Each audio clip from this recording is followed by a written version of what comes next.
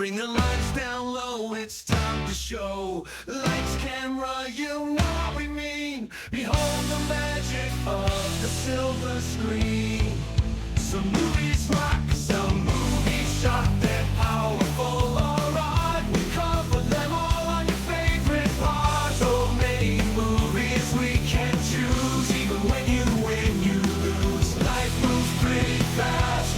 Some will fizzle and some movies last.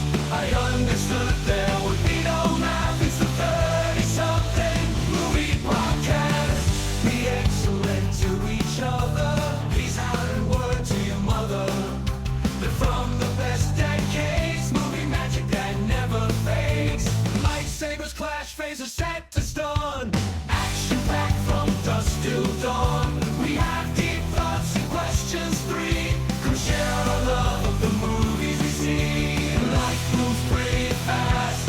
Some will fizzle and some movies last. I understood there would be no math. It's the 30-something movie podcast.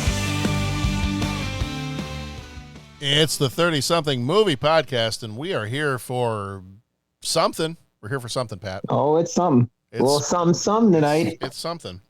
The movie we're talking about this evening is Highlander 2, which I lovingly refer to as the Crappening. Officially, it's Highlander 2, the Quickening, but for reasons, I call it the other thing. Yeah. Pat, why are we even doing this movie? This came out in 1991. Do you know why we're doing it now? Oh, it did come out in 90. I was trying to figure out why. I'm like, I saw this on video. Why was I was old enough to know better. What happened? Why would 94? The reason that we're doing this one now is because, not even because of 94, because this movie came out in 1991, but the story is supposed to take place in 2024. So we want to make sure that the people listening to this episode are informed so that they can make decisions about the future that is best for them and their family members, because in 2024 we will have a dome around the earth. It's coming, Pat. Like we only have a few months left. It's going to be here. Yeah. There's a lot I could say to that, there John, is, but yeah. In the spirit of being diplomatic, maybe we'll just say, I don't know. For some, learning to read is your For some, people rights is your El Guapo. For us, El Guapo is the actual El Guapo. Actual El Guapo. A big mean man. That's right. He El Guapo. Yeah. Okay. I'm sorry. Our El Guapo this evening is Highlander 2. But yeah, we'll get into that. All right. We'll get into it. All right. Very, very quickly, we've got this month in 94 for August, because we are starting off a new month here on the show with our Outside the Ordinary movies. But before we get into this month in 94, Pat, you and I went to a thing. Did we ever? There was fun that was. There was a stage, there was singing, there was blood splatter, there were chainsaws and shotguns, the walnut stock is a Remington double-barreled shotgun with a walnut stock and cobalt blue steel. Top of the line. This baby was manufactured in Grand Rapids, Michigan. Retails for $109.95. Shop S-Mart. Shop Smart. Shop S-Mart. Yes. We saw Evil Dead the Musical, and it was hilarious. It was so fun. If I looked at the website because I'm like, and I told you about this, I was like, I hesitated because my daughter is not quite 14. But I also know she's watched some movies that she probably shouldn't have watched. I think she's seen a couple of the Saw movies. And so I'm like, well, okay, it's nothing she hasn't already seen then. And she loves musicals. And she's got kind of a, for better or for worse, she's got a similar sense of humor that I do. And so I thought, you know what, I think she'd probably really enjoy this. But then I read some stuff on it, and it's like, well, this is definitely not for kids. Well, then we went to go see it, and I'm like, you know what, it wasn't as gory as, they said there'd be blood splatter, and I know it's like a comedy musical, so how bad could it be? But I kind of Right. hesitated a bit. And I'm like, yeah, I'm a little uneasy about taking you to this.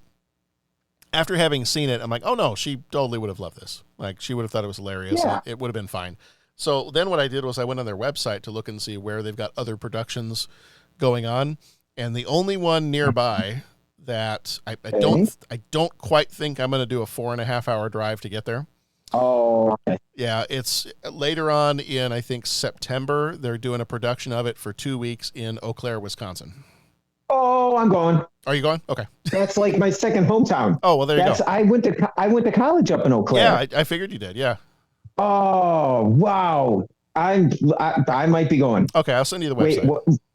Okay, you might be coming with me. We might all be going to Eau Claire. Well, maybe we'll do a little field trip then. When is this happening? I think it's September. I got to go look. Yeah, I have to look and see, because one of the actually it's going to be in Hoopeston, Illinois, in the first weekend in October, but I've got some other little thing going on. There's a little in-person podcast crossover happening in the first weekend of October in Branson, Missouri, and so I will be out of state for that. Yeah. So I wouldn't be able to go to that one. That will actually be the closest one. The Hoopeston, Illinois one will be closest, but I wonder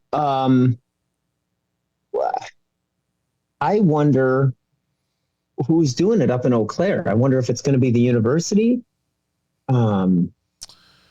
It was, if you go to their website, evildeadthemusical.com, and then you go to productions,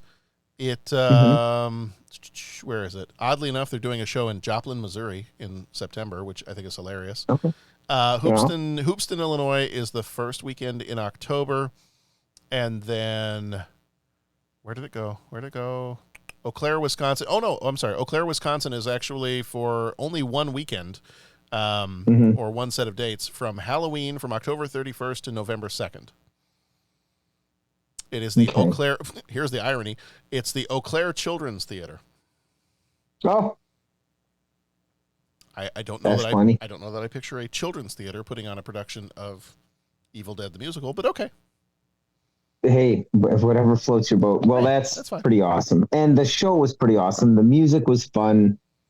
It was it was very well done. It was great. It was hilarious. So I worry slightly about the Eau Claire Children's Theater. I'm looking at other shows that are part of the 23-24 season, and it's Jack and the Magic Beans and Disney Pixar Finding Nemo Jr. I'm wondering. Hopefully, people do their research. I mean, just based on the name of the musical, I feel like this is an episode of Sesame Street where we're like Jack and the Magic Beans, Disney Pixar Finding Nemo Jr., Evil Dead the musical. One of these things, Pat, is not like the others. Oh man. Well, we'll have to look at reviews. We'll have to look at reviews, the Eau Claire Leader Telegram there, and see, like all those folks back in the day that brought their kids to see Gremlins because they thought it was like Muppets. Because I'm looking at the again, I'm not picking on the Eau Claire Children's Theater because it looks like they do many wonderful things. Sure, but I am looking here. The Eau Claire Children's Theater is a nonprofit, volunteer-driven community theater providing quality theatrical and educational experiences for Western Wisconsin residents of all ages. Since its founding in 1989, the primary objective has been to provide experiences as cast, crew, and audience members for children and their families. I really hope that this is the spot where they're using the venue for it. Didn't you find a movie? Yeah, I agree with you. Didn't you find a movie in the library that was like in the kids section, but was like totally over the top for kids? Yeah, what movie was that? I do remember that. Like I was looking around for something, and there was some movie, and I was like, "Ooh, that's not a kids movie." Whoopsie. Yeah, I don't remember what it was. Hopefully, it wasn't that. Was it? What? No. It wasn't that Australian one. I was thinking there was that Australian movie, that Celia movie that we watched a few years ago. Yeah. God. No, I don't think it was that one. But yes, there was something that was definitely not a kids movie, and for some reason, it was in the children's section at the library. I want to say I'm getting like the same vibes now with bit. That. Yeah. You know what I'm saying? Like, Like, do you say something? Hey guys. Well, you're just hoping, again, with the title Evil Dead the musical. Mhm. I don't know how you misinterpret that. Yeah, and I mean it's not hoping, like I'm hoping they're just like, well, we are the Eau Claire Children's Theater, but for this weekend only. Right. It is Halloween weekend, so maybe they're, Yeah. Anyway. Yeah. But we had a great time. It was hilarious. The it was music wonderful. was hilarious, and I wanted to play a sampling of one of the songs right here. Now, before I play this little bit of the music here, I will preface and say that this is the scene. The story of the musical is they're mixing elements. It's mostly Evil Dead and Evil Dead 2 taking place in the cabin. Mm-hmm. They do mix a little bit of some of the elements of Army of Darkness, like some lines of dialogue and things like that are from Army of Darkness. And so there is, in one of the scenes, the scene in Evil Dead 2 when one of the girls in the cabin gets her head chopped off, but then her head is still animated and taunting Ash, and then he has to finish off slicing her head in half with a chainsaw. That's kind of this scene in it. And again, if you have my sense of humor, as we're watching this on the stage play, as he's chainsawing this head, which is the actress, just like, it makes it look like her head is on a table, but she's sticking her head through the top of the table. And as he's chainsawing this decapitated head and she's taunting him and making fun of him, there is a ridiculous amount of blood splatter, and it's just like splashing up in his face while he's trying to sing this song. Mm-hmm. And it is, if you have seen and loved any of the Evil Dead movies, you know that fits exactly. Like there is always blood splatter and eruption of blood. I mean, one of the running gags is, no pun intended, one of the running gags is that they tried to dump as much blood on Bruce Campbell as they possibly could. Mm-hmm. And he hated it, but he was like, Sam Raimi was like, oh yeah, I'm going to fire hose you with blood here. So just so we're aware. So this is not the production we saw. The production we saw was at one of our local community colleges, but this is on Apple Music, and I'm sure in other spots too. They have the original cast recording, the off-Broadway cast recording of this for Evil Dead the Musical, so you can find this. This is one of the songs called I'm Not a Killer.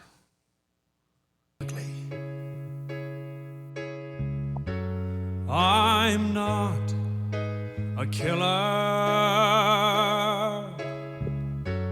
I'm an smart employee.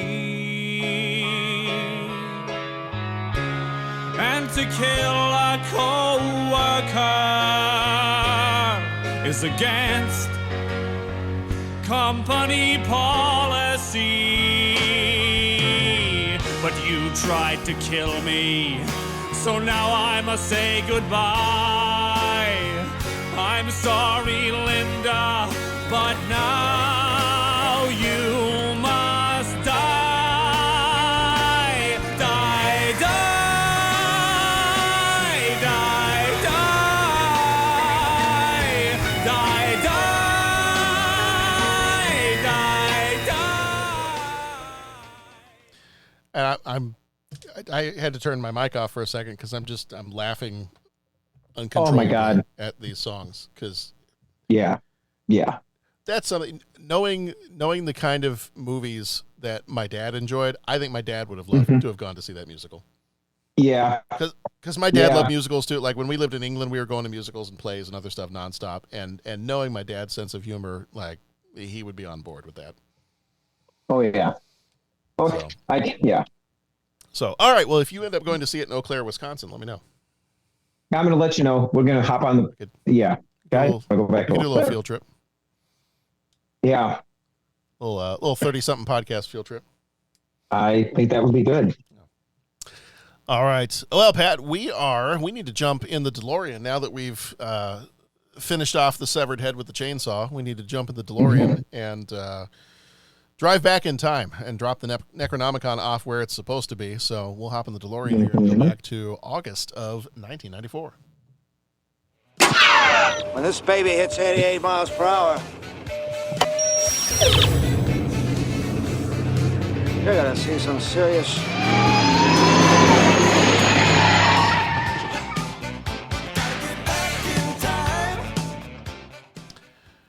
All men from Hill Valley, California, loudmouth braggarts like you. Just me, baby. Just me. All right, top news from August of 94. August 10th, the last British troops leave Hong Kong. They had been there since September 1841. Yeah. I remember that. It's a big change. Yeah. Later in the month, another big change. The American singer, the Piano Man himself, Billy Joel, at age 45, and American supermodel Christy Brinkley, age 40, divorced after 9 years of marriage. Yeah, that's too bad. Yeah. Let's see. Top sports. August 12th, the first NFL game played on the Fox network. It was an exhibition game. The San Francisco 49ers playing the Denver Broncos. Okay. Also on August 12th, members of the Major League Baseball Players Association go on strike, leading to a cancellation of the World Series for only the second time in Major League Baseball history. Really? I remember that, too. I remember that strike. Okay. I remember a lot of people kind of talking, being like, oh, yeah, baseball's never going to recover from this. And I mean, for the most part, I mean, it took a little while, I think, but for the most part, I think things had recovered since then. But yeah, I remember that. I remember in the mid-90s there being that baseball strike. Huh. August 31st, Pentium computer. A Pentium computer beats the world chess champion Garry Kasparov. I remember that. And that was the beginning of the end, as AI is now currently our overlords. So thank you, AI, for all the ways that you have benevolently ruled over us all these years, ever since you beat the chess champions in the 90s. Please don't send the hunter-killer Terminators to my house. Yeah, that's right. Yeah. Top book is The Gift by Danielle Steele. Top movies were Clear and Present Danger, Forrest Gump, and Natural Born Killers. Top songs for the month of August were Stay, I Missed You by Lisa Loeb and 9 Stories, and I'll Make Love to You by Boyz II Men. It's a very, very sexy month in terms of songs. It is. I mean, would you say August is the sexiest of months? Dude, of course it is. I don't really even know what that means, but I don't either, but I'm going with it. no, we'll go with it. That's I'm fine. going with it. That's fine. My name is Pat Canigallo, and I support this message. There we go. There we go. Speaking of people who asked themselves a question and then just said, let's go with it. Highlander 2, The Quickening, came out on November 1st, 1991, rated R. The runtime of 1 hour and 31 minutes. Directed by Russell Mulcahy, who did Razorback and The Shadow. Writers were Peter Bellwood, Brian Clemens, and William N. Panzer. Did Highlander, The Bruce, The Golden Voyage of Sinbad, The Watcher in the Woods, and Highlander Endgame. Producers were Peter S. Davis and William N. Panzer, who did Highlander, Love Potion No. 9, and Highlander Endgame. Composer was Stuart Copeland, who did Rumblefish and Wall Street. Cinematographer Phil Mayhew, who did Casino Royale and The Mask of Zorro. Editor was Yves Langlois, who did The Secret and The Dead Zone. Production company was Davis Panzer Productions. Budget was $34 million. Box office $15.6 million. Flickmetrics gives it a 36%. And Cinema Score said nope. Christopher Lambert plays Connor McLeod. He was in Greystoke, The Legend of Tarzan, and Mortal Kombat. Sean Connery, who passed in 2020, played Juan Sanchez Esmeralda Villalobos Ramirez. He was in Dr. No and The Untouchables. Virginia Madsen was Louise Marcus, was in Sideways and Candyman. Michael Ironside played General Katana. He was in Total Recall and Starship Troopers. Alan Rich, who died in 2020, played Alan Naiman. He was in Serpico and Quiz Show. John C. McGinley played David Blake. He was in Platoon and Office Space. Philip Brock was the cabbie. He was in Shawshank Redemption and Malcolm X. Rusty Schwimmer was the drunk. He was in The Perfect Storm and Twister. Ed Trucco played Jimmy. He was in Law & Order and The Sopranos. Stephen Grives played Hamlet. He was in Mission Impossible and The Bourne Identity. Jimmy Murray played Jacob Kell. He was in Scream and House of Wax. And Peter Bromelo, who died in 1994, played Joe. He was in Young Frankenstein and The Addams Family. Some real quick trivia before we get into the movie on this one. Michael Ironside recalled his experiences on this movie saying, yeah, listen, I hated that script. We all did. Me, Sean, Chris, we were all in it for the money on this one. I mean, I read it as if it had been, read as if it had been written by a 13-year-old boy, but I'd never played a barbarian swordsman before. This was my first big evil mastermind type. I figured if I was going to do this stupid movie, I might as well have fun, go as far over the top as I possibly could.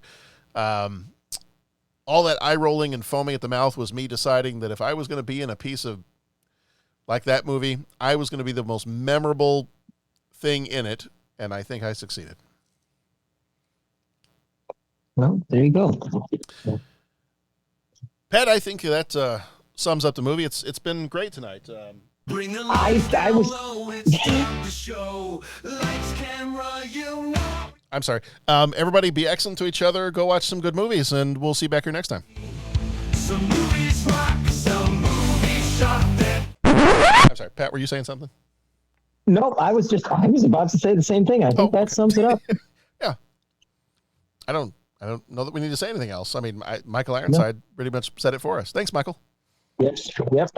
Yes. In fact, you know what, Michael? You let me know. If you ever need your lawn mowed, I am happy to come mow your lawn once for you for having helped us out with that. Yes.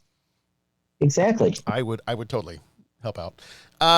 Christopher Lambert was so disgusted with the rewritten script that he wanted to drop out of this movie, but contractual obligations forced him to finish it. Yeah. Nothing like making a movie at gunpoint. Nope. That really. Yep. Yeah. Christopher Lambert, most of the trivia things on here just make all of this sound really horrible, which it kind of is. Christopher Lambert refused to use a fake sword for the fight scene, so in his first scene with it, he cut his finger to the bone, and Michael Ironside dislocated his jaw in the dome fight. After all these accidents, Lambert agreed to use a plastic sword. Christopher Lambert has very bad eyesight, and during one sword fight, he was not wearing his glasses. He nearly severed Michael Ironside's right thumb. So that's just Pat. I'm gonna paraphrase Mon Mothma in Return of the Jedi. Many digits were severed to bring us this film, and that has nothing to do with the writing and the whole thing. And you hate it's just like, okay, you got bad eyesight, you don't get a real sword, dude. Yeah. Oh my good God in heaven. Yeah. Somebody needs to. The quartermaster needs to have a little bit more oversight on this, I think. Yeah. A little bit more something. Roger Ebert named this the worst movie of 1991. Okay. I believe it. Yep. After this film bombed at the box office, it was decided that the following movies, Highlander: The Final Dimension, Highlander: Endgame, and Highlander: The Source, would be true and faithful to the original movie story and mythology by pretending this movie never happened. So a long-running joke amongst Highlander fans states that the official name of the third movie should have been Highlander 3: The Apology. True. Okay. Director Russell McKay was so frustrated at being locked out of production that he tried to have his credit changed to Alan Smithy. However, a section of his contract forbade him from publicly attacking this movie before it was released. The producers said that if he had his credit changed, it would be considered an attack and he would be sued. I feel like on a previous episode I explained, maybe that I was talking to somebody else. Have I ever explained the story behind the name Alan Smithy? Or are you aware of it? I am not. Okay. When a director, so apparently it was some type of a labor dispute or a contractual thing. And I want to say it was back in the 40s and 50s. And it was a way to try to prevent production companies or studios from removing a director's name from the movie itself, like not allowing them to have credit for a movie. So it was actually meant as a way, my understanding of it is it was meant as a way to protect directors, that a director's name has to be attached to the movie. You cannot take the director's name off of it. However, in certain situations where a director has evidence, I believe, I think they have to have some evidence that the movie making process has been usurped, has been co-opted from them. they are allowed to take their name off the movie and replace it with the name Alan Smithy. Oh. So if you ever see a movie that's directed by Alan Smithy, A-L-A-N, and then Smithy is S-M-I-T-H-E-E. If you ever see a movie or TV show directed by Alan Smithy, basically what has happened is the director has wanted to be completely separated from this project and wants their name not to be associated with it. Okay, so that's the code right there. And it rarely happens because I think they do have to have kind of evidence that it's been taken away from them, that they didn't have control over it. But if they do, then they can take their name off and their name will be replaced with the name Alan Smithy. Well, that's interesting. Yeah. As if this wasn't complicated enough, Pat, there are roughly 3 versions of this movie. About it. Yeah. There is Highlander 2, The Quickening, that was released in theaters. There was Russell Mulcahy's Renegade version, Highlander 2, the director's cut. And then there is the latest Highlander 2, the director's cut. One of these, I believe, was a British release. One of the director's cuts is a British release that is slightly different from the Renegade version, if I've got those straight. But yes, so there are 3 different... well, actually, here I have a table that kind of explains the differences. This is kind of nice. So I may drop this in when we drop the episode in. I'll put it in the show notes. I'll put it in the chat here for you, so you can take a look at it if you want to. Basically, they have a nice table that shows the American version, which I think is the original theatrical, the British version, and the Renegade version. And it will actually tell you in the order in which the scenes happen in the movie, and it'll tell you kind of like, here's where they cut this stuff, and here's where they added this stuff, and here's where they re-edited it. So this is in a completely different order. So if you watched the theatrical version, and I'm trying to remember which version we watched. I think we watched the Renegade version. Yes. The American version, the theatrical version of this, basically implies that all of the immortals were from a planet called Zeist. And that they were aliens from this other planet, and that they were then sent to Earth either as punishment or whatever. And then when they get to Earth, they kind of forget that they're aliens. And I remember that from when the first time I saw it. Yeah. And I remember it being more. So that's interesting because this time I'm like, man, I thought there was a bigger. Like I was just feeling like something was. Yeah. And so for the most part, once you get, I believe in the British version, is when it starts to take out. Is that where it takes out the mention of them being aliens? One of the versions, that you still have those scenes where it seems like they're in another place in time, but they don't ever mention that it's another planet. So then the implication is it's in Earth's past somehow, or maybe it's supposed to be Earth's future, whatever it is. That in the other versions, other than the theatrical one, they take away all mention of it being a separate planet. So they are more time travelers and not so much aliens. And in the British interesting. And then the British version and the Renegade version, there's differences in those two. The British version starts with the sun rising in August of 1994. You see Connor's wife Brenda dying, but the Renegade version starts with old Connor at the opera, which is the one that we saw. And then doing some flashbacks where he remembers, his time in the other place, wherever that's supposed to be. So there's 3 different versions of this. So depending on what people have seen in the past, they will have seen either the American theatrical, the British, or the Renegade cut of this. So if anybody's an expert on Highlander 2, first of all, God bless you. Blink twice if you're in trouble, and please show us on the doll where they hurt you. But yeah, so we're going to be talking about, we saw the Renegade version is what we watched for this. So if anybody they know the distinctions between those, that's where we're at. So I'm just curious, how many times have you seen this movie? What's that? How many times have you seen this movie? I've seen this movie 1.5. Okay, so you've only seen the Renegade version. No, I saw half of this movie, and it probably might have been the American version. Okay. Because when I was watching it this time, the copy of it we had, I was watching it this time. I was like, some of the. I know I only gave this movie, half of a try the first time I watched it many years ago. Right. But some of this seems kind of different. Like I don't remember certain scenes. Yeah. Okay. So, okay. I'm just curious. Yeah. All right. Quick synopsis here. In a world where immortals battle for supremacy, Connor McLeod, Juan Sanchez Esmeralda Villalobos Ramirez, Luis Marcus, and General Katana face off in a fight that transcends time and space. There can be only one, and maybe they should have stuck to that.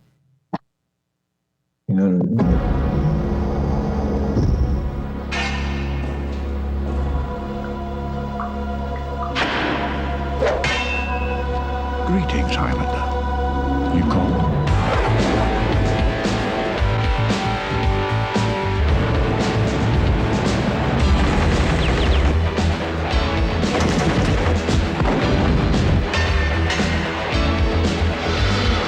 Let's have some fun.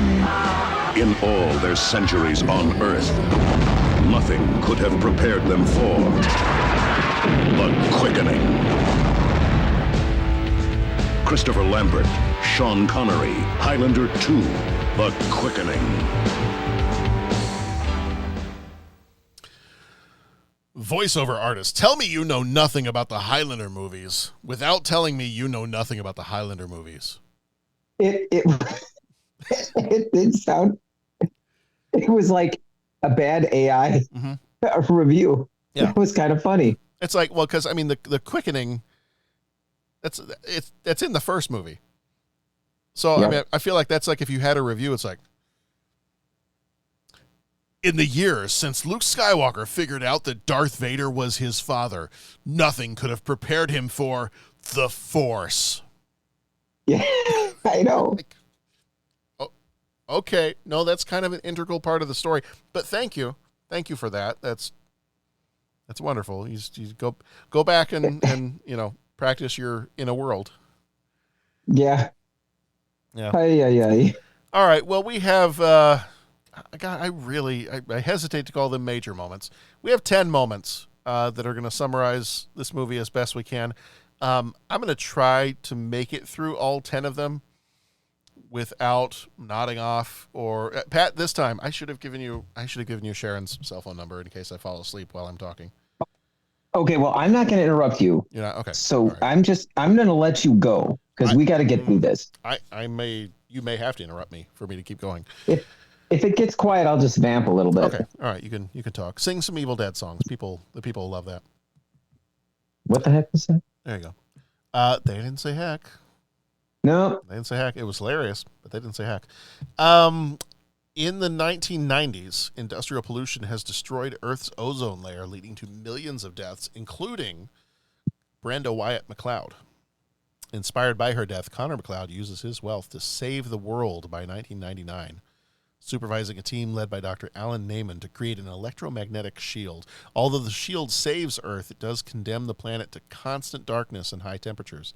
Over time, the Shield Corporation, no relation to the Avengers, led by David Blake, imposes heavy fees on countries for continued protection. In the year 2024, they can't see the sun no more. Okay. Now, mortal and frail, with a voice that sounds like Michael Rooker with laryngitis, Connor watches an opera performance and has a flashback to 500 years ago, where he recalls being chosen by Ramirez to lead a rebellion against General Katana.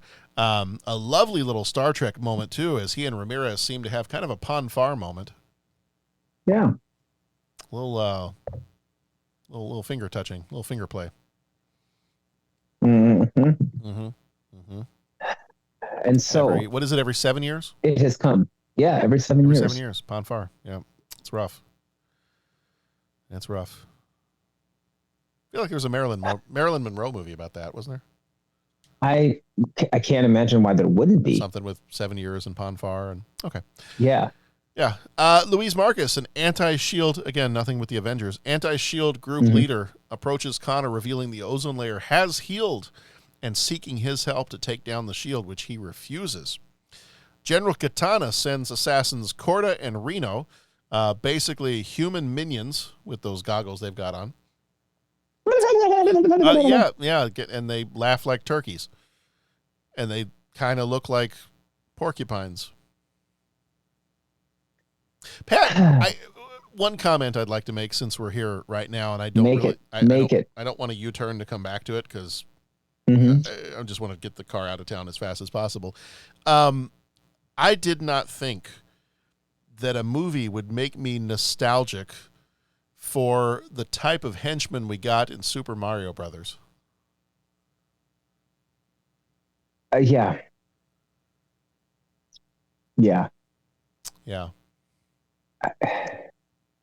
Super Mario. Do I want to say it? I might say it. Super Mario Brothers might be Citizen Kane up against this movie. I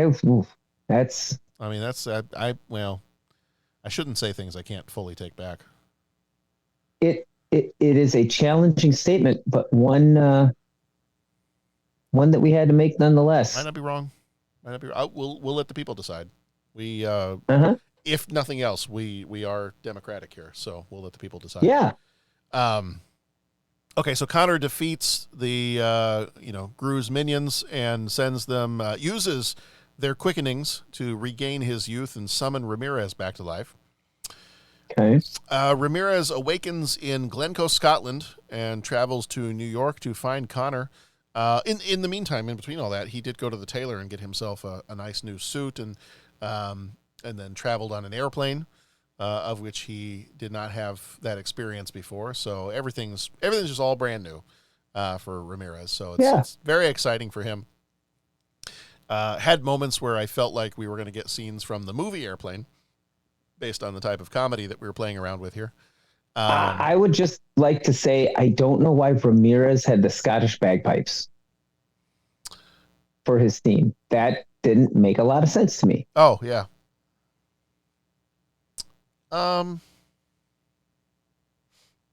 Yeah. Are you talking about later on in the movie when he dies? It's later when he dies, but whenever he's walking down the road, whenever he's traveling, it's like that's his theme. Yeah. His bagpipes. Yeah. Kind of like, well, he was Spanish. He's Spanish. Thanks for playing. And Egyptian. Yeah. And yeah. Yeah. Thanks for playing. Yeah. Hope you had fun. Yeah. Anyway. Meanwhile, Katana arrives on Earth and is determined to kill Connor himself. Ramirez finds Connor and Louise. The trio devises a plan to take down the SHIELD, aiming to expose the SHIELD Corporation's deceit and restore the natural environment. Katana allies himself with David Blake to eliminate Connor. They discover that Naaman has provided Connor with proof the ozone layer has been healed, prompting Blake to imprison Naaman. Connor, Ramirez, and Louise break into the prison to rescue Naaman. During the rescue attempt, Naaman dies, and Ramirez sacrifices his life to save Connor and Louise from a deadly trap. And this is the scene, Pat, where someday, Pat, when I go, and I'd be fine going in some kind of dramatic, heroic, blaze of glory kind of fashion. Yeah. I would also like Scottish funeral bagpipes power. Yeah. That's, yeah. You can accomplish something glorious.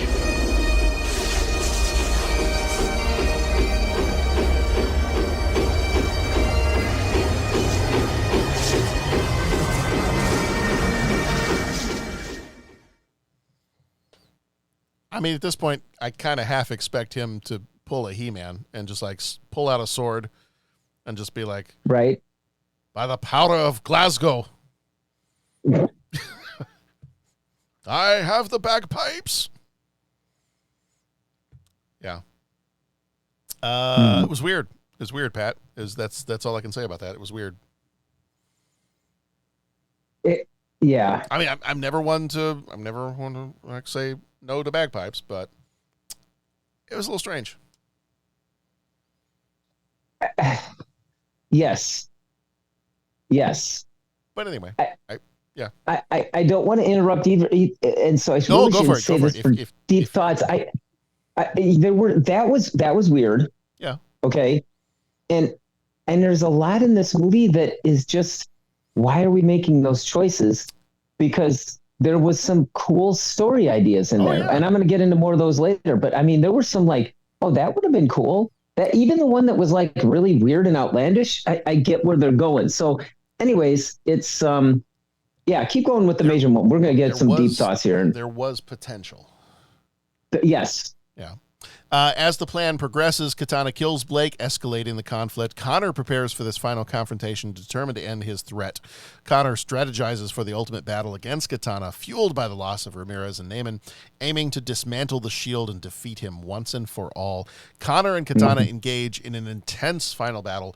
Connor ultimately decapitates Katana, harnessing the combined quickening energy, and using that quickening energy from the battle, Connor disables the shield, using the power of the Ark of the Covenant, saying, "It's beautiful," restoring the natural night sky for the first time in years and bringing hope back to humanity. Yeah. And all the Nazis' faces are melted, and Marion didn't look at it, so we're okay. Right. Don't look, Marion. Don't look. Close your eyes. Keep your eyes Shut your eyes, shut. Marion. Those are our major moments. Pat, are you ready to sink your sword deeply into some thoughts here? Yes. All right, let's do that. And now, deep thoughts. I have an opinion on this matter. Don't mince words, Bones. What do you really think? I like it a lot. Wow. It's very deep. Thank you. Pat, what the heck was that? What the heck was what? What we watched? This movie, yeah. Oh my gosh, what the heck was that? It's like so the director wanted no part of this. The main actor wanted no part in this, but contractually was forced to. Michael Ironside basically said, "Oh yeah, we all knew this thing was absolute garbage, but it was a paycheck, and we thought, what the heck, we'll have fun with it, have some laughs, have some drinks, maybe possibly lose a couple of fingers. It's a good time." Now, did the people that made this and wanted to make this, they're like, dude, who cares? But they lost money and they're like, man, we blew it? Or like, I just, how does it happen? Who is the one that says we're going to do this? I feel like just based on some of the different things I was reading and it sounds like some of the ways that some of the people were being treated in this, it kind of sounded to me like some of the people possibly making this movie, not the director, but some of the people like the studio or the production people behind it, it sounds a little bit like they were maybe too off the wall for Canon Films, so they would not have been accepted in the Canon Films boardroom, so they just they had to go do their own thing, and that's like not actually what happened. I'm using that as an example to say how kind of like outside left field they are. Gotcha. I don't know, Pat. I don't know. This is one of those that I tried to do a little bit of reading on it as much as I could. And like, I just think that you had a bunch of people that are like, hey, this would be cool. Hey, why don't we do this? It's kind of like, we've mentioned this one before, the Key and Peele skit of the Gremlins 2 writer's room. Yeah, I think it was that. I think if somebody was like, hey, nothing here is off the table. What do you guys want? What do you think? I think it'd be cool if we did this. You know what? What about this? I think it'd be cool if we did this. Oh, I kind of like that. It's in the movie. What if we did an electric one? Electric one? You are out of your mind. It's in the movie. What if Hulk Hogan showed up? It's in the movie. That's how I think that's what happened with this one, if I had to take a guess. Because almost everybody involved in it that should have had some modicum of control over this movie basically said, nah, it got taken away from us, and I don't want my name associated with this. And I didn't want to do it, and I hated it, and it looks like it was written by a 13-year-old boy. No offense to 13-year-old boys. I feel like there are certain parts of this story that I feel like at age 13 I probably could have written. Okay. So that might be an insult to 13-year-old boys to say it was written by a 13-year-old boy, but there's so much potential that's here. I mean, this is a good sci-fi story. Like something was going wrong. Well, the corporation, took over and forced us to have to put a dome over the world, to put this shield over the world. And now they're charging us. Now they're squeezing the people for more money. It's a little bit of Total Recall. I do feel like there's some Total Recall stuff in here. Yep. Feels very much like that. So there's good potential here. It's just the execution. Ugh. No, I hear you, and I'll just piggybacking off of that. I think I remember watching this as a kid and being like, "What?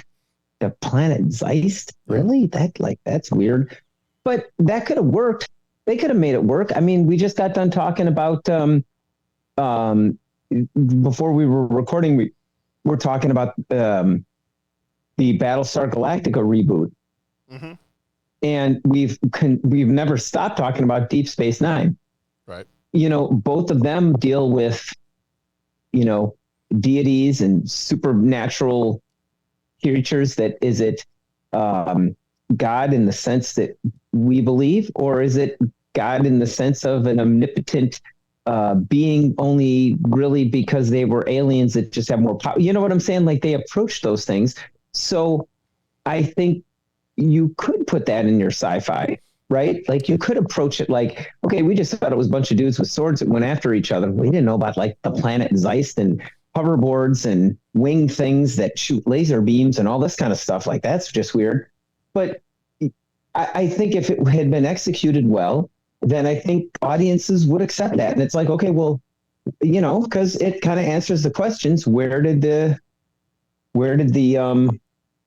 immortals come from? Right. Based on a recent conversation we had, I'm going to ask it this way, Pat: is Zeist the midi-chlorians of this movie? Yeah. You know what? I don't think it. Well, no, because I think we described the midi-chlorian thing as like, hey, if it was just handled differently. Yeah, I guess. I think to your point, I think that's some of what. I don't want to call myself a huge Highlander fan, but when I think of the Highlander movies, I think of. You've got these immortals, like they are these people that either for some mystical, fantastical reasons, they live forever and they have to do battle, and they have to go throughout time, throughout the centuries, killing each other until there's only one left. Right. It's a giant steel cage match. It's a WWF steel cage match. It's Royal Rumble, whatever you want to call it. And there can be only one. And is it that it wouldn't have, because we talked about this when we did our episode 1 show not that long ago when we were recording it, and it was, is there really truly a problem with midi-chlorians? No, not really. There's not a problem with that. Is how it was handled and how it was presented what caused a problem with the midi-chlorians? Because can I watch Star Wars and have somebody, take a test of somebody's blood and be like, oh, well, they have the potential to be a stronger Jedi because they have a higher midi-chlorian count. They have, or if we're watching Bad Batch, they've got a higher M count. So if somebody's got a higher M count, then does that take away the mystical, fantastical element of the Force? No. It's just another way of trying to either measure or quantify or just give some storytelling element to, well, how do we know that this person has the potential to be more powerful than the other person? Is it just more, when I want to use the Force and pull something with my hand and my mind, do I just do more oomph? Or is it because I've got more midi-chlorians that comes easier to me and I've got more potential for that power? Same thing with Zeist. Could Zeist have totally been a fine way of saying, well, how did these immortals get here? Let's give you kind of a scientific, quote unquote, scientific reason. They originally came from another planet many, many hundreds and thousands of years ago. If done right, paraphrase Mr. Miyagi, if done right, totally fine. Right. But no done right. Well, exactly, because and we'll keep the Star Wars relation or references going. I think it was sort of like what happened with the sequel trilogy, where like you had one director took it in one direction, you had another director kind of take it in a different direction, and then it that's kind of what happened here. Is we kind of have this whole lore and story of the immortals going, and all of a sudden it just kind of goes in a completely different direction, and the rules weren't fully explained. Like, why did they all know each other, and why were they living lives? And then when they came to Earth, they didn't remember each other. They didn't remember each other. And then how come when they came to Earth, why didn't they just appear as the age that they were? Why did they? I mean, because isn't that the story of the Immortals? Well, now some of this might be the TV show, but isn't the story like whenever they're killed the first time, that's when they start? You know what I'm saying? That might have been the TV show because I don't remember that. Okay, that was the TV show. Okay. Which I mean, I did watch and I remember I liking the TV show. I don't remember that part of it, but I don't think it was right. That definitely wasn't in the movie, as far as I can remember. Well, okay, and so I mean, yeah, I guess they can't hold them accountable for that, but it was like, if you look at the first Highlander, I don't think Ramirez and the Highlander knew each other. No, right? And I mean, I'm trying to think like. It is when you die the first time, that's when you become an immortal. Okay. Well, no, but I don't think they explained that in the first one. Okay. Yeah. So that one is the TV. And yeah, so arguably you can keep that as you strike that from the testimony, as they say. But I still think I still think that needs to be explained a little bit more if people are going to, cadence on to it is like that. So, again, all of which to say is what you said. I don't think that's inherently a bad idea. It's just that the way you executed it was poor. Yeah. So. Yeah. Honestly, and I don't want to keep harping on anything. I don't know that I have too much else to say about the movie. We kind of went through the plot, and I've kind of like that's my take on it. I feel bad that it sounded like with a different writer and letting the director do what the director needed and wanted to do, that this movie could have been fine. I no guarantee that it's a big hit or anything, but I mean, you kind of you took an intriguing idea from Highlander and you butchered it. Well, true, and I mean, the potential was there. There could have been some great. I mean, there were some great sword fights and great action sequences and all that. But not only are we talking conceptually, but there were some of the lines were just cringeworthy. Sean Connery saying "hit it, dude." I mean, it's just like yes. Why? Yes. Why are we going that way? Yes. So I just. That was awful. In fact, I almost, I was like, I know I have to watch this for the podcast, but when he said "hit it, dude," like I just want to turn this off. I just want to turn it off. Yeah. Nope. I'm done. I can't even have fun with it. No, I hear you. Well, Pat, do we have anything else we want to say before we go into 3 questions? I think we can go into 3 questions, John, because I think it kind of is what it is. It is what it is. So we have 3 questions. There can be only 3. And those are the 3 questions. He asks each traveler 5 questions. 3 questions. 3 questions. It's impossible to answer. Impossible because you don't know the answer. Nobody could answer that question.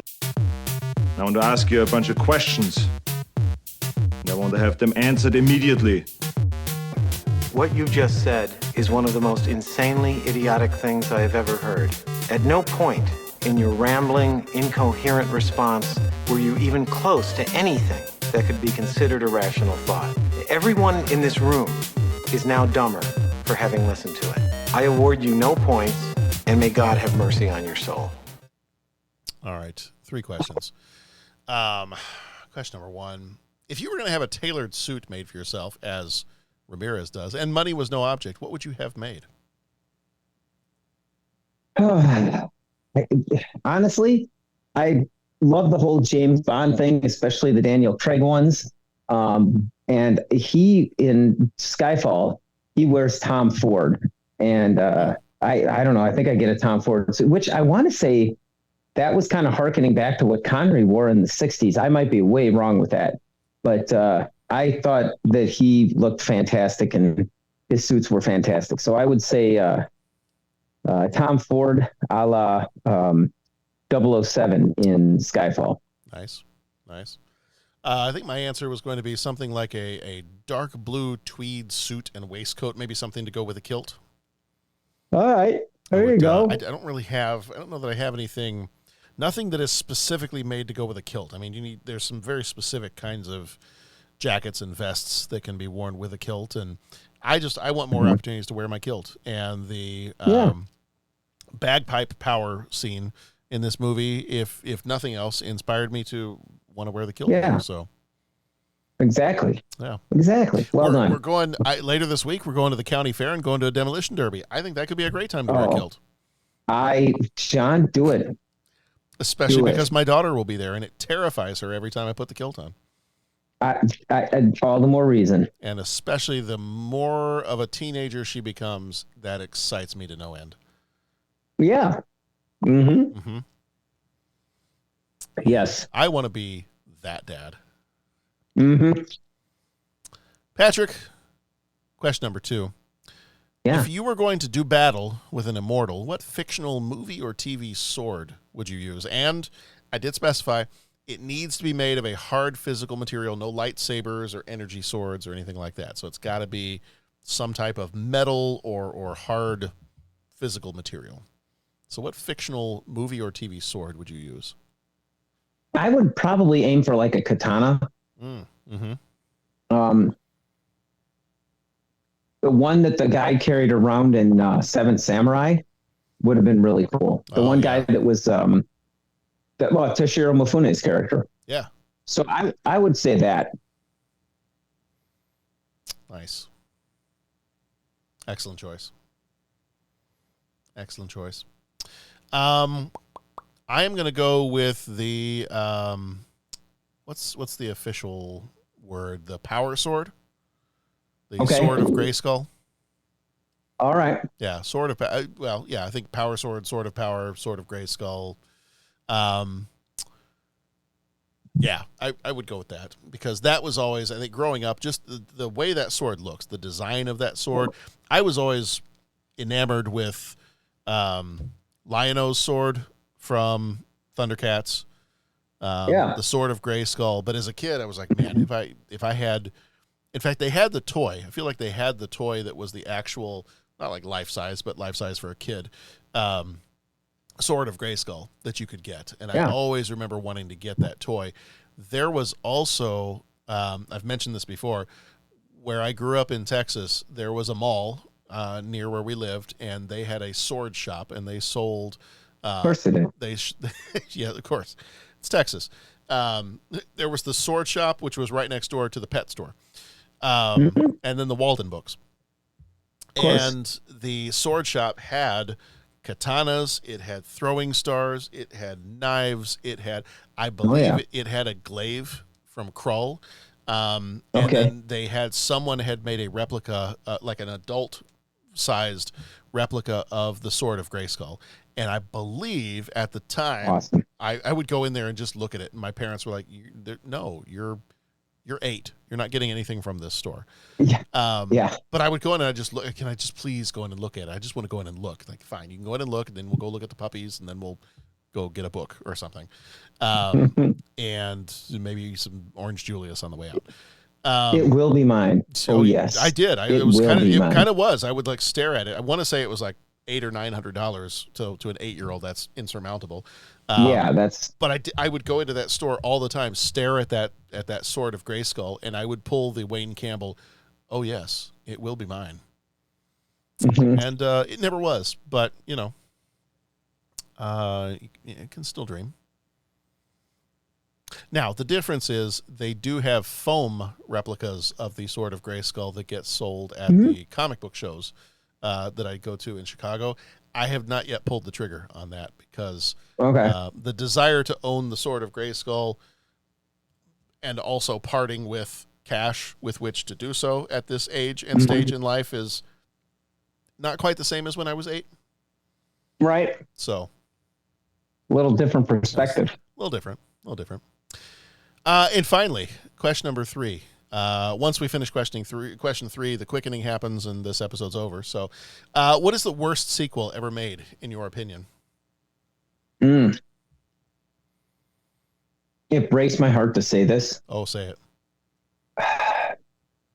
When they made the sequel to the movie My Big Fat Greek Wedding, but they made it sitcom TV with a laugh track, and it was I did not enjoy it. It was just painful because was it a TV? Did they make a TV show and a movie sequel? You know what? I did not see the movie sequel. Oh, I think they've tried to watch. Okay, I think they've actually made 3 Big Fat Greek Wedding movies. You know what? That doesn't surprise me. Yeah, and I would believe that they were all fantastic. I love the cast. I love the story. It had heart. Was the TV show called My Big Fat Greek Life? Big Fat Greek Life. Yes. Okay. And it maybe went for like a month, or maybe they only did the pilot. I don't know, but it was one season. Okay. The story, at least when we watched, we all kind of looked at each other and it's like, the story just didn't transfer. You know what I'm saying? Like it wasn't like suddenly the actors forgot how to act, but it was just that story, those characters, to see them in a show with a laugh track audience. That was hard. And it was hard to watch because I really liked My Big Fat Greek Wedding. Yeah. So seeing that, that was just hard. I looked it up real quick. You are right. It lasted maybe a month and a half. Yeah. It was 7 episodes, and this was 2003. This is still when most TV shows were probably doing 20 to 24 episodes a season. Yeah. So it got 7. Yeah. It was painful. Like you watch it and you're like, oh guys, like it almost, I felt bad, but I love the movie. I have to check out the sequel movies at some point, but that was the hard one. Yeah, I feel like we saw the sequel movie, and I think it was fine. Yeah. Okay. I don't remember anything being wrong with it. And then I feel like I want to say, because I feel like my daughter really enjoys the Big Fat Greek Wedding movies. She might have seen the third one and liked it. I'll have to ask her. Okay. We have not. We did not see I have not seen the third one, at least. Gotcha. All right. So, but the truth is out there. Yeah. I believe, is it in the third one? I believe they go to Greece. Oh, cool. Yeah, I think that's in the third one. But yeah, I'll have to ask if she watched that because I don't remember. All right, awesome. Pat, we've talked about Highlander too, and just so the people are aware, this is kind of a bonus episode. Like, this is not part of our movies for 94, because the story takes place in 2024, and because we had not covered any of the other Highlander movies since the original one from 86, I believe. Okay. So it's been a while since we covered a Highlander movie. I thought, we'll do this. It'll be fun to watch it again, even if it's terrible. And it was terrible. Yeah. Oh yeah. So, but we've done it. We made it through. And actually, I pull back the curtain a little bit. The evening that Pat and I are recording this, we have also just recorded our episode for Patreon on Damselvis, Daughter of Helvis. Oh, ooh. Mm. So, Pat, we've had an evening. We've done our bit for King and Country, John. We have. I feel like what's going to happen is we're going to turn the lights down low, play the music to end the show here. And I feel like I just need to go out back behind the house and have a couple of Shawshank prison guards throw some delousing powder on me and get on with the rest of my day. Yeah, I agree. Yeah. I agree. They were a challenge. It was a challenge tonight. It was an interesting. I feel like we're heroes. I think we rose to the challenge. I think we did. Yeah. I think we Yeah. did. Yeah. And Pat, if it holds true, there can be only one. So you and I are going to have to duel to the death. I think that would help ratings. Okay. All right. We'll videotape it. We'll put it on YouTube. Actually, you know what? We'll shoot it on video. We'll shoot it on a camcorder. I have some. We're going to shoot it on video and hand it around. I don't want people on YouTube capitalizing on my work. You know what I'm saying? We'll take screen captures and put it in our zine. Yeah. Yeah, definitely. Yeah. All of this is a good idea. As we've learned from Highlander 2, The Quickening, there are no bad ideas. Yes. You like what we just said? It's in the movie. Yeah, we'll put it there. Yeah. Oh, you know what? I didn't say what my worst sequel was. Oh, you didn't? What was it? I had such a long list here of ideas for worst sequel that I totally forgot to say what they were. Okay, fire them up. This one might win. Highlander 2 might win. I also put down RoboCop 3. Okay. RoboCop 3, not good. Terminator 3, Rise of the Machines. Really don't like that one. And I picked the ones from movie franchises that I love most of the rest of the movies in the franchise. Okay. I'm like, but there are some of these that are just like, I really enjoy RoboCop. I like RoboCop 2. RoboCop 3, no. Yeah. Terminator 3, I love the rest of the Terminator movies. Terminator 3 kind of makes me angry. Yeah. No, please. Yeah. Batman and Robin. Yeah. Do not like Batman and Robin. Jaws the Revenge. Terrible. But Pat, I'm noticing here, you know what? I'm going to vote for two movies at the same time. And they have something very much in common. Yeah, you've earned it. And I should call both of these movies The Rise of My Blood Pressure. Okay.